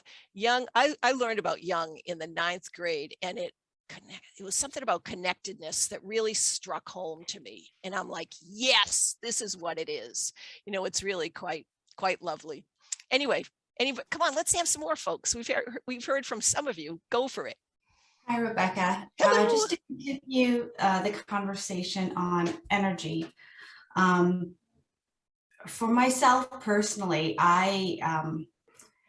when I put the intention and focus there, I can feel energy around me, in particular if I feel that loved ones or my daughter is coming through. And I know she comes through sometimes with other family members and loved ones. And unlike my husband, where sometimes he can actually see them and has that sight, I can just feel them. And I'm wondering what your advice or your thoughts are on how to be able to discern whose energy belongs to who, and how I might possibly go about, practicing that and getting more in tune with knowing that, oh, this is my daughter's energy versus perhaps a dad or another loved one. Sure. That's an excellent question. Thank you. Thank you for sharing that. It's an easy answer. Ask. Okay. Ask. And then you're going to think, now, wait a minute. What do you mean ask? And so you've got all these people or spirits or energy sources that are your loved ones. And you're like, who is this? Ask. Send in your mind, who are you? Right. And believe it. That's the next trick. To believe it. Like I that's think really that's probably what might be blocking me. I'm like, if I ask, is it my mind making something up? right. That's what the whole concept of this after death communication is possible for you. The whole concept is believe. And then you think, now wait a minute. What do you mean believe? But that's what we learn. We learn to trust ourselves. Whatever comes into your head, the very first thing that you feel, believe it and say thank you. And you know what? This is sort of a silly answer, but it is an answer. Regardless, if you wanted to be your daughter, and you ask and you get it as your daughter or your son or whoever it is, it makes us feel good. Like, it makes us feel good. And so say thank you. Thanks so much. And he or she will get it. Like, they will get it. Love is felt instantaneously, whether we're here or afar. I had a client, I do this one-to-one coaching, and she's a very important client. Like, she was very like university, in charge of the university. And she said a very similar question. She says, Beck, I was taking a bath and I felt a presence, and it was a fine presence. It felt good. And I was wondering how I'm supposed to know who that is. And I said to her, ask. And she started to laugh. She goes, oh yeah, I forgot. And so we really just need to ask. And the more comfortable you get with yourself and trust yourself, the more you begin to believe. Because we're each on this earth to have our own journey. It doesn't matter what anybody else thinks. Like, that's one of the cool things about helping parents heal, is that you're all similar. You have a wonderful community, and people don't get mad at each other and say you're a goofball. You know, you've got a supportive community. And so it's your journey. When you decided to come onto this earth at this time, it was you that decided it, not anybody else. You decided it. For some reason, we don't trust ourselves. We think, am I just making this up because I want it to be? No, you're not. I mean, time and time and time again, you've communicated with your child, and you know it. You know it. But then our mind says, really? Did I really do that? That's what I talk about in my book a lot. I'm like, am I schizophrenic? Like, really? But I liked it. I liked what was happening. And so I'm not. And I gave myself the schizophrenic test. Like, okay, I know what day it is, and I know what time it is, and I know my name and where I'm going. I am not schizophrenic, but it really is quite something. And we're still, as a society, learning, as a culture, we're learning that this is real. But that's what the groups like International Association of Near-Death Studies, Institute of Noetic Sciences, there's a lot of them out there. You know, Windbridge Research, they test mediums. That's what they do. They test mediums, and they're good. And it's real. And it's fun. You know, bottom line, it's fun. And it's very healing. You know, it's healing to believe and receive and share communication with our loved ones. It's nice. That was a good question. Thank you. Rebecca, I wanted to say also, when you were talking about shamanic journeys and having that as a mentor, I think that's so interesting. We have a few members that have knowledge about that as well. And you were like, I don't know, we were not in Brazil or something, but I wanted to tell you that Tom and Lainey down here, they're actually tuning in from Brazil. Oh, far out. Yes. So yeah, right. you drew them in today. They used to be here living here, but now they're in Brazil, but they still are very much connected to us. So that's great. Way to go. Thank you very much. That's excellent. Wow. Neato. Thank you. Good to be with you guys. We miss you. Miss you so much. Oh. You know, like funny. what, I'm sorry, okay. Go for it. I was just going to say, I like what you said about the concept of time, because I think a lot of times we can get discouraged because our concepts, I haven't heard from my son today or yesterday. And I think that's a good reminder, and trusting ourselves and trusting, you know, with the messages, just sort of quieting that doubting brain that's job is always to doubt and be negative, and and have more faith. That's excellent, Susan. We do doubt, and we do want it to happen all the time, but there is no time. And that's why having a journal or someplace where you write down all these experiences that you've had, when you're doubting, when you're perturbed, you're like, I haven't heard. But if you've already heard, then you know that they're alive. They're Yeah. alive. It's okay. And they are doing their thing too. When my dad passed, he was able to see David, and we had some pretty interesting conversations. And Dad always had projects, always had projects. And so I do what's called automatic writing. And so I use a computer, which is curious, but anyway, I do. And so I'll clear my mind and sit at my laptop and get all these messages. So I'm doing that with my dad. He had just passed. And I said, so Dad, how is it? And he says, Becky, it is magnificent. It is so beautiful and the colors are incredible. And do you know, I can go in any direction that I want. There's an unlimited amount of directions and projects and ideas and paths I can go on. And then he stopped. And I'm like, well, what are you going to do? And he writes, I'm just going to be. I'm just going to be. And I thought, oh my gosh, for my dad, who always had all these projects all the time, for him to just be, I thought, oh, that is fab. And so our kids, you know, they might be just being. They might be. And then you go back to your journal and you say, hey, I know they're around. I know they love me. I love them. I'm going to send them love. I don't have to get it back to confirm my belief that they're alive. And they will be there to greet us and you when we pass. They absolutely, positively will. Well said.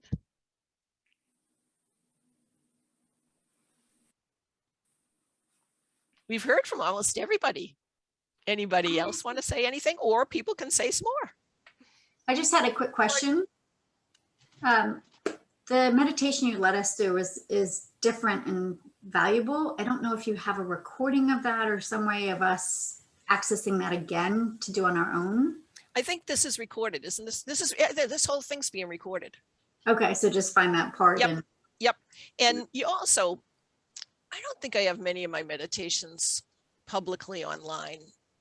When you go to the course, you get 7 meditations that are like similar, only we do it according to what we're doing every single week. And so you get them. I mean, you get them downloaded and all that, but you can get it right here on this recording. And so just, you know, go through. It was at about, let's see, I think it was at 50, it was like 58 minutes into it. So go about, because I always try to, I am well aware of time. So I always try to figure out how long these are. That was a little shorter. Mine usually lasts about 10 to 12 minutes. That one was about 8 minutes, maybe 9 minutes. And so look once you start at like about 50 minutes and then see where it is, but you should be able to get it. Okay, I just wanted to say thank you, Rebecca, so much for everything. I'm really excited to sign up for your course. You know, Mason has 4 siblings here and our family is just so crazy and chaotic sometimes, but I'm definitely carving out the time to attend. It works out well time-wise. You know, they'll be in school, and I think it will be really special. And I'm glad that you're also recording it for people to review and just really I'm so thankful. You know, you're such a positive, every communication with you on email or text, you are a light worker. You're so positive. Your energy is just amazing. Thank you. Thanks, Bev. It's really very nice. And you know, if y'all can't go to this course, that's totally fine. Shoot me an email. And my email is Becky, BECKY and then you can see my name up there. I do apologize for the length of the name. No spaces, no hyphens. It's just Becky at RebeccaAustill-Clausen.com. And my website's my name, RebeccaAustill-Clausen.com. But shoot me an email. I love to correspond on email. Like, just feel free to ask me anything. Keep me in touch. You all are a beautiful group. Helping parents heal is so special. And Beverly, thank you so much for having me here. Thank you for having me share my love for each one of you, my love for your children. Love is very powerful. And when we can share love, we receive love. And so do the people that you send it to, particularly your kids. So I can hang around and answer some more questions or do whatever you like, but you all are great. And I thank you so very much for being here. And the Brazil section was great as well. Thank you, Rebecca. You're welcome. In Brazil, we say obrigado. Muito obrigado. Muito obrigado. Yes, you Oh. nailed it. Becky. Awesome. And what does that mean? Thank you very much. Oh, great. You're welcome. But I turn it around and I say, thank you. Thank you very, very much. Yes.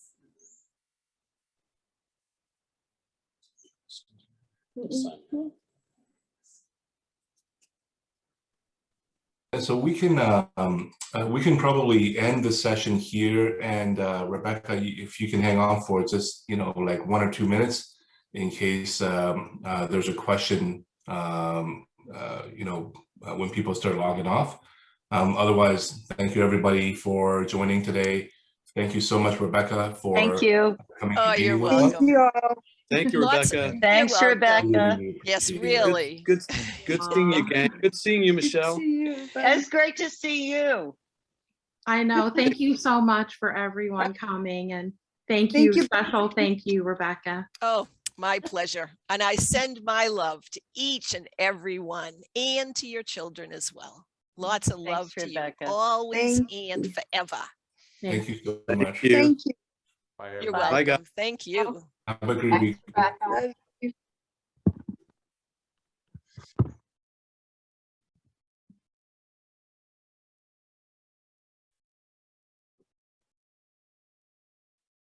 All right. So Rebecca, thank you again for coming to our group. Did you also want a copy of the recording when we Oh, that'd be send it awesome. out to the? Is it Okay. if I took a copy of the recording, can I like put it on my YouTube account, or do you keep it private? Like, do people, like, how do you do that?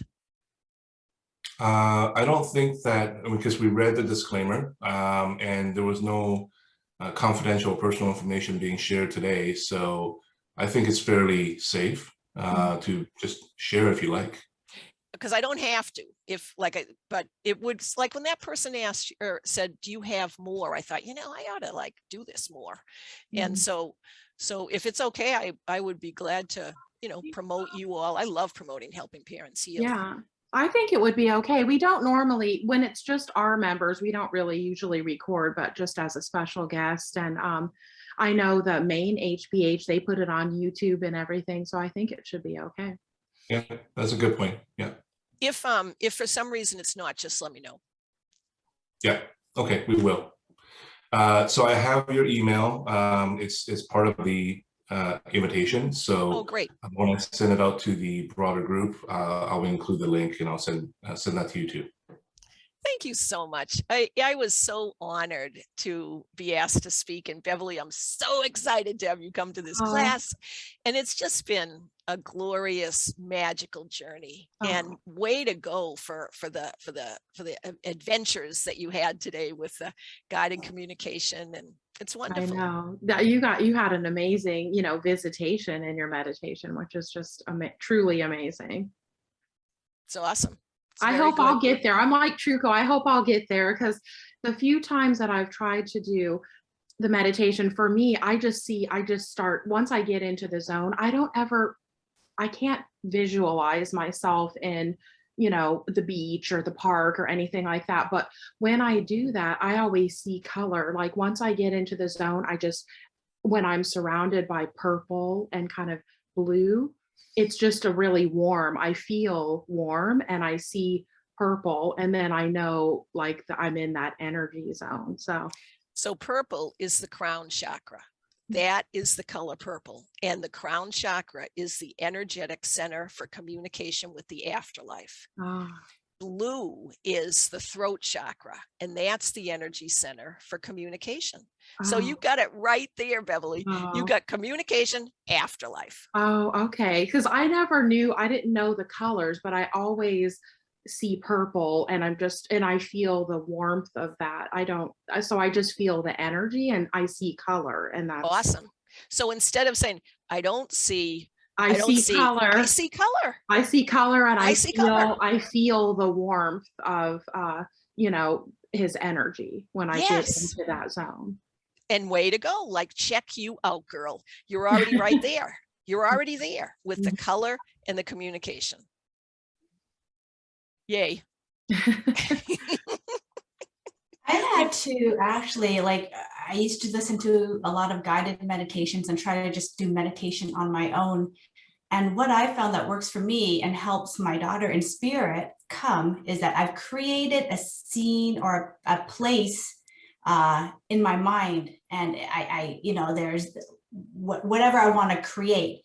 And over the last few months or whatever, I find that it's easier for us to meet there when I get into the mode and I'm focusing and my intent's on there, and I actually have a place that I've created. Eileen, my daughter, she knows where it is now, and she comes there, and there's just one example of, like I said before, I don't know if my mind's making things up or if it's really happening, but I created kind of like a golden arch in like a beacon, and it lights up and there's flowers growing around it. And I remember standing there with her, tending to it. And I'm like, Eileen, okay, mommy had like a real garden. I need to water it and make it grow so that, it's in our garden. And so I'm there watering it. And I look at her, seeing if she's helping me. And I swear I didn't make this up. I see her sending her energy to help my gateway or my art. And it's like, and it makes total sense because in spirit, they don't need water. And she knew exactly what it needed was energy, was love from herself, transferring into this, this arch that I had. And I told my husband, I'm like, I couldn't have made it up, because to me, I'm watering it because that's what I do in my garden. But so that was like evidence for me that she came and she was with me and she's doing the activity with me, but in a spirit way, or in the way that it's supposed to be done. Spirit garden, love, energy. That's what she was feeding it. And I said, that was amazing, because I couldn't have made that up. Yeah, you drew her in, like you drew her into the world that you invited her into, that space for you. Yeah. I would encourage you to, do you draw or paint? At a grade 1 level. But not really. She's really bad. Don't encourage her. It's like you shouldn't do.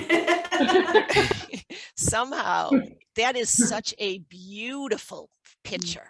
Like, that is excellent, with the golden arch, the rainbow, the flowers, you watering, your daughter sharing. Like, if you could get somebody to make that for you, that would be such a wonderful validation for you, because you've said a couple of times, my mind says, is this really right? But if you were looking at that all the time, it would reinforce your mind and reinforce your heart. Yes, this is real, because that is an awesome visualization. That was really good.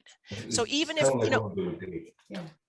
yeah, if you can get it to post it, like that beautiful picture of your woods in the back or whatever, or to write it, if you're a writer, somehow like have that in the forefront, because yes, you did create that beautiful space, and your daughter automatically knows that's where you're comfortable, that's where it works, that's where you go. That is primo, A+, excellent. Yeah. The arch thing is interesting, because until today, I had not heard about, like what you said about arches, right? Like walk through it. But this visualization exercise and what she's been seeing. That's really neat. I was just going to say that, because like several months now, we've been working on this, and hearing you say it today, which is the first time that we've heard it, I'm like, oh, like I think that That's a thing. the art that she's been charging or whatever Yeah. is actually a thing. Like It is a you know, doorway. right. I was just going to say that I think that's really, because Rebecca's first experience into that was going through the arch into that land, into the, so you're like, Truco, like right there at the entrance trying to encourage Eiley to come out, that's really something. Plus you're Yeah. watering. I love that comparison of you watering with water and she watering with energy from her heart. Like that's like a primo visual. That's excellent. Yeah, and that was just total evidence for me because I couldn't have made that out. My mind's still human. Like you have plants, you give it water, but she's like, no, I'm gonna do it this way, Mom, because this is what works here too. So it was amazing. Way to go. Woohoo. I know, such a good meeting. I'm just so glad, the parents came, and thank you so much for just being so giving of your time. I love doing this. Thank you. Thank you very, very, very much. Thank you for giving your time to us and for sharing your experiences and your story and your wisdom. It's just so helpful to the other parents, especially too. Thank you. It's been an A+ magical journey for me. And my life is so fun. Like it used to be fun. I mean, I'm actually, my license plate says have fun. So like I do like fun, but ever since I sold my business and devoted my life to this concept of teaching people that we live forever, all these paths and wonderful things like meeting you, Beverly, and coming and speaking here, like all these wonderful things happen. And it's so fun when we allow ourselves to believe that when we're on the right path, the universe, or whatever you want to call it, God, Allah, It all falls into place. It all falls into place. It's really quite something. And your brother like just opened, through his transition, just opened your eyes in a whole new way, which is so, and also for us parents, our children, they transform us with their birth, and they also transform us with their, with their physical death, because it changes us. But if we allow it to expand our mind and hope and belief and knowledge, then it's just, we're on another kind of journey too. Well said.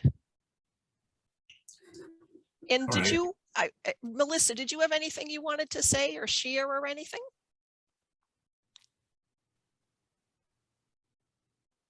Oh wait, I think, You're still muted. are you muted? Oh. I had to unmute. I wanted to mention, I have this white light cube, which is a hologram picture of Frankie. Nice. And I spoke about that in the past. I meditate. I have cut glass crystals in my windows that catch the sun and bring rainbows in the house. And I use that for a meditation form or to connect with our loved ones on the spirit land, of course, especially Frankie. And this white light, let me add this. It has a remote control, which I have never touched. Don't know how to program it. I don't know anything about those. So you can change the colors on that if you intentionally did it, but I never have. And that went rainbow, and it was on rainbow. And I used to unplug it every night, but now when it went rainbow, I stopped unplugging it. But then a tree hit the power line and the power went out. And so then when I turn it back on, it's only white. So I'm totally convinced, there's not a doubt in my mind, so it's fabulous. And it's a trip or whatever, excuse my language, I'm living on the physical form, and I'm always in touch with Frankie on another dimension. And I wasn't trained to do that. I don't know a school that can teach me that besides the school of everyday life that we all live every day. That's all I wanted to say. And thank you so much, everybody. Thank you for coming. Thank you. Do you mind if I share one more story? Oh, Yeah, sure. of course. When you were talking about that light and moving into the rainbow colors, and you have crystals and prisms and all that, and so you get rainbows all throughout your room. My a friend of mine passed, and I often will get them immediately. And so his name's Dick, and I said, hey Dick, and he's an architect. I said, hey Dick, how is it where you are? And this was maybe, I don't know, 7 years ago. How is it where you are? And he says, Becky, the colors are absolutely unbelievable. He says, it's like a hologram, which you sort of said, it's like a hologram. And I'm in the middle of a hologram.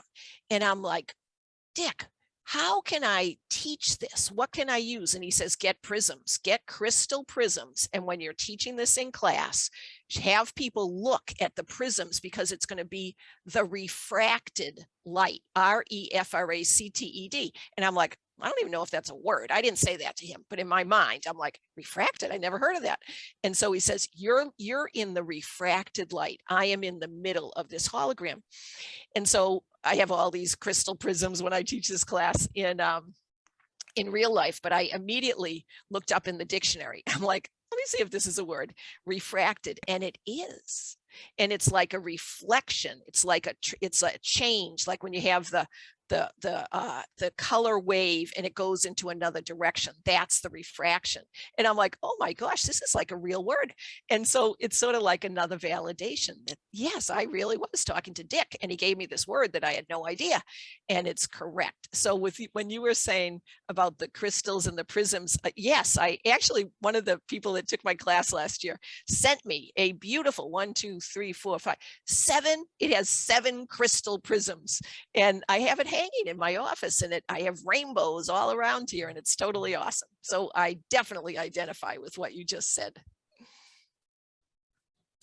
That's really cool. Yeah, the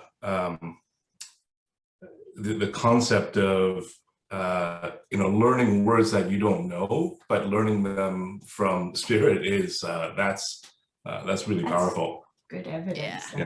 Yeah, it's good evidence. It really is fun to have all this evidence. I've been so excited with the evidence from IANS, the International Association for Near-Death Studies, and then the Near-Death Experience Research Foundation, because the people that go there are physicians and healthcare practitioners and like normal people.